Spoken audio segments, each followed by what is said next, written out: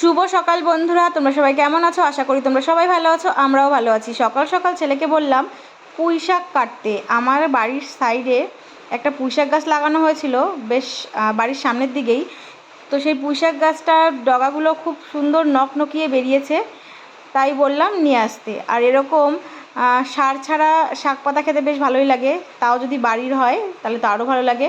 বরমশাই সকাল সকাল দোকানে চলে গেছে, বরমশাই যদি বাড়িতে থাকতো তাহলে আমার বরই কেটে দিত।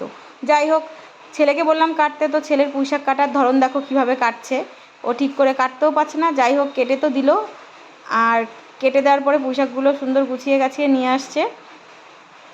যেটুকু পুঁই শাক হয়েছে আমাদের হয়ে যাবে। আর দেখো আমি কোথায় বসে ভিডিওটা করছিলাম, তোমাদেরকে আমি দেখাচ্ছি।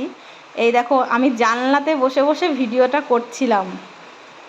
তারপর আমার ছেলে পুঁই শাকগুলো আমার হাতে দিল। কি টাটকা নকনকে পুঁই শাক, এগুলো কিন্তু খেতে দারুণ লাগবে। কষ্ট করেছে তার জন্য পারিশ্রমিক।